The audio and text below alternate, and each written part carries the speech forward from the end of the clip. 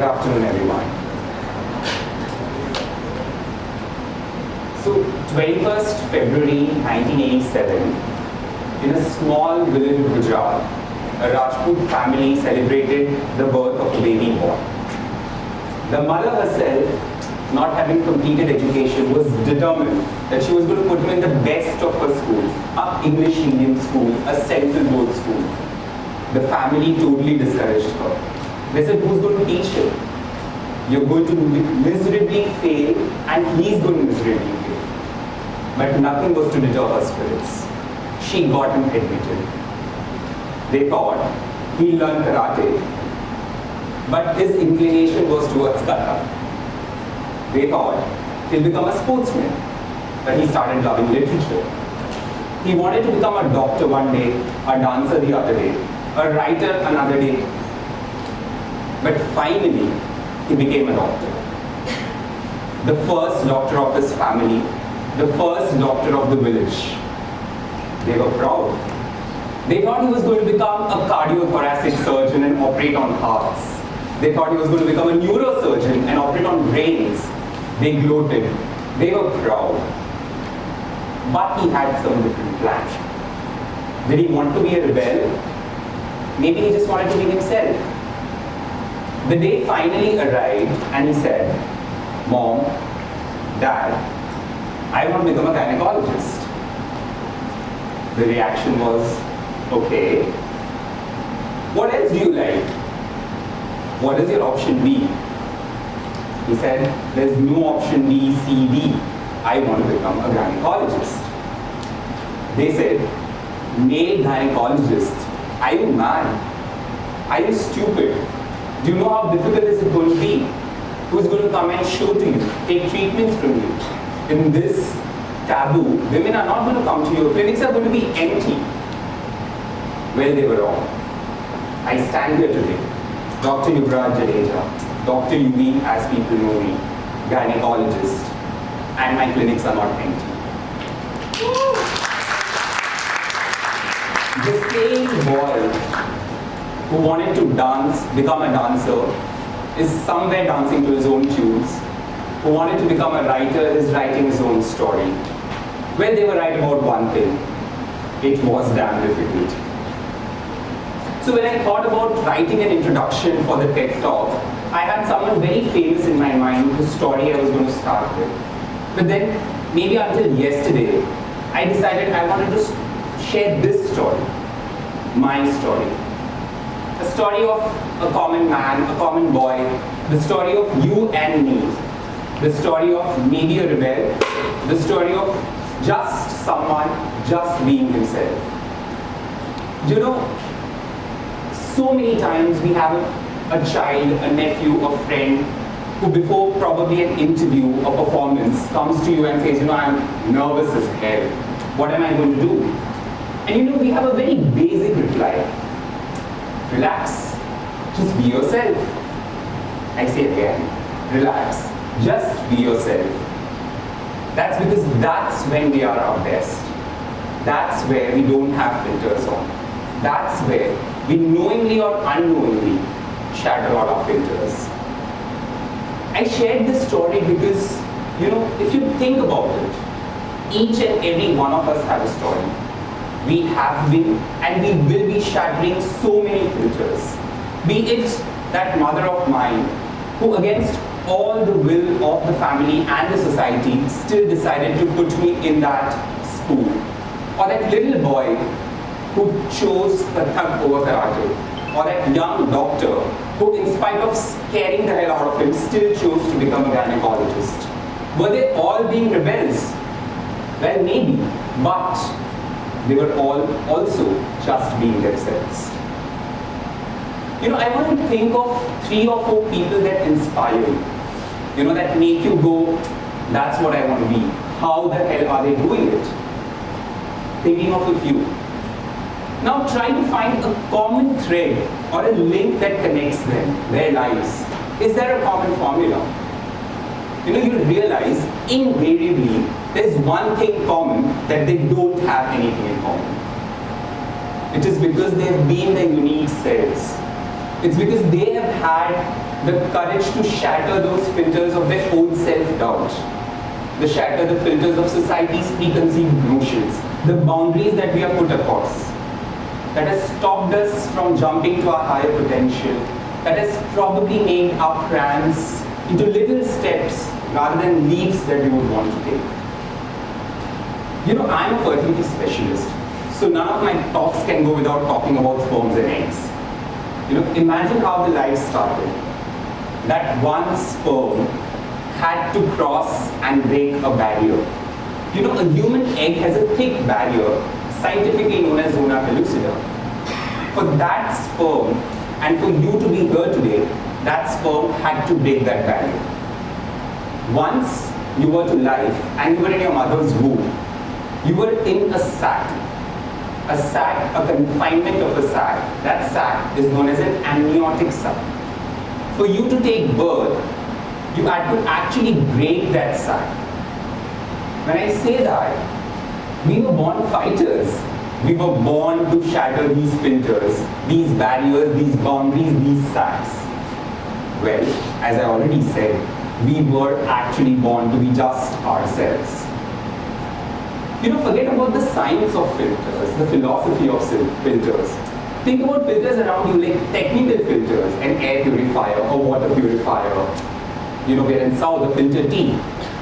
A filter is supposed to remove the impurities.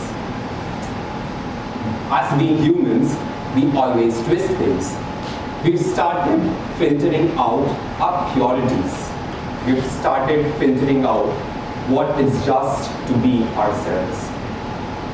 You know, being a gynecologist, a fertility specialist, someone who deals with sexual health, women's health, queer health and reproduction, I see these filters all around me troubling people, holding people back. But at the same time, every day I see those being shattered by everyday lives. And that's what I want to talk about today. You know, I pride myself in writing in my bios, on my Instagram, on my card, that I have a queer-friendly practice. But you know, that was a journey in itself. I had to think for months, should I mention it? What if I write in my bio, will the so-called heteronormative society be a little scared of coming to my clinic? Would think of me otherwise? You know, honestly, nothing changed after writing. I just was being myself. I'll tell you how it started. I had a doctor friend who wanted to meet me for days. She kept on messaging me, you know, I want to come and see you at the end of the day, but she couldn't. I think after probably 10 or 15 times booking an appointment, cancelling it, she arrived to my clinic. I could see she was scared. I could see a little bit of hesitation in her voice. I cracked the bad joke, but she didn't laugh to make her comfortable. Finally, she spoke. She said, "Doc," and this is the first time she's called me Doc because I'm a friend. She said, "Doc, I'm really scared. I've not shared this story with anyone. I have never been able to express myself, but I think I'm asexual. But I don't know." You know, I was scared because this is the first time I realized my limitations. But I was honest. I told her, I don't know how to help you, but let's figure this out. Maybe my so-called social media popularity would help us now. It did. We found out. I could see her change. I could see her filters being shattered. I could see her identify herself that day. But more than taking pride in the story, that made me realize a lot of whys. Why did she take so long to come to me? Why couldn't she confide in a friend? Why couldn't she seek solace in the family? Why couldn't she accept her identity or was scared of her identity? Why couldn't she just be herself? You know, that day I realized we also concentrate a lot about shattering the filters of our actions because that's what we want to do. But there's a larger context in a debate here.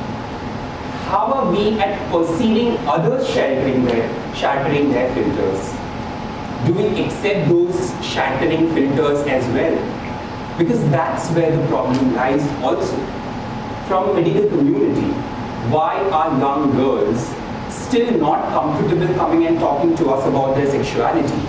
Why are young guys still afraid to ask about sexually transmitted infection and seek treatment? Why is that young girl still scared of an abortion and chooses to go for an illegal abortion? Why are we still scared to go to a doctor and reveal our true identity, our gender, our sex? It's because even as medical fraternities, we've built filters around us, the filters of acceptance. And that's again the story I see and live every day. Be it that gay single man who comes to me to become a father in spite of the society telling him that he shouldn't. He will not be able to raise that kid. Or that divorced female who now no more wants to wait for her Sapno Ka Raja, but has decided to embark on the journey of parenthood alone, in spite of everyone telling her she won't be able to do it alone. Or that young female who broke the shackles of her abusive marriage and came to me for egg freezing and has finally found herself. Or that trans boy or girl who decided to freeze his sperm or her eggs before undergoing transition in a hope, still a hope, that he might find a family. He or she might even enjoy the fruits of parenthood in spite of the society saying that they shouldn't.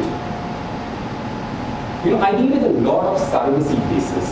Surrogacy is somewhere, where a third-party female under a legal contract decides to carry a child for a couple.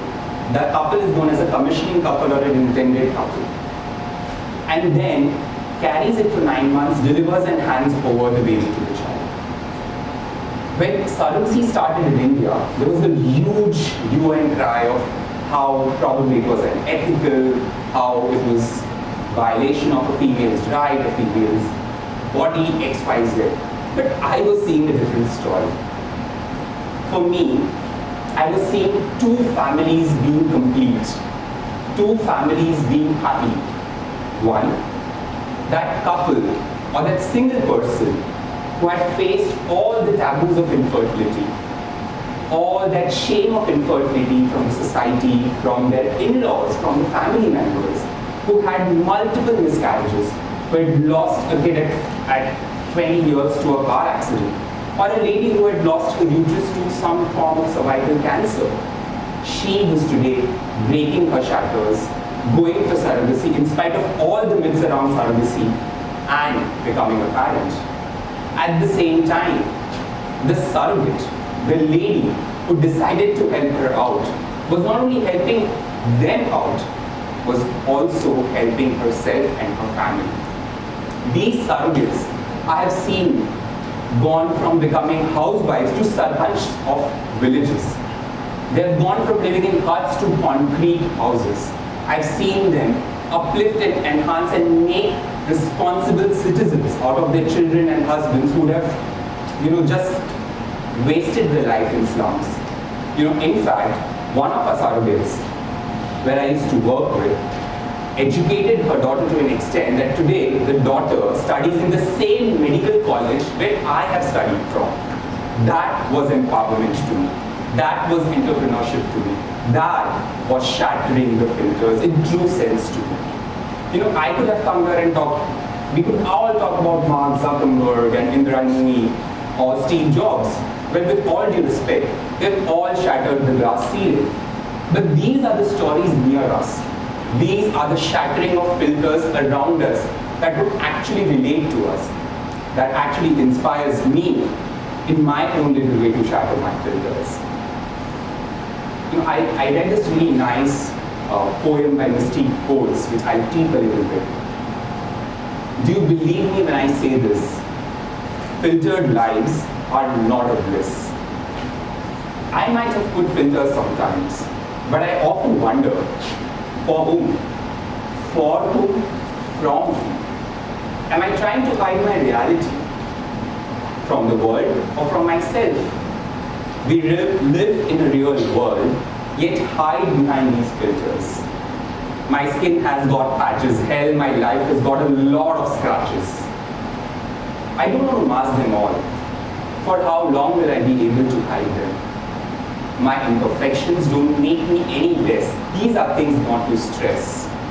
Perfect are the things without life. It is our flaws that make us alive. In the end, Marilyn Monroe once said, wanting to be someone else is a waste of a person you are. So, live in the sunshine, swim the sea, drink the wild air, swallow the moon and shine. Be silly, be honest, be kind, be stupid. Be a fierce Manju in this world, decide to be a nonchalant Sandeep, decide to be a Uday or a courageous Zoya. Just decide to be a rebel. Or again, as I started off, just try to be yourself. Thank you.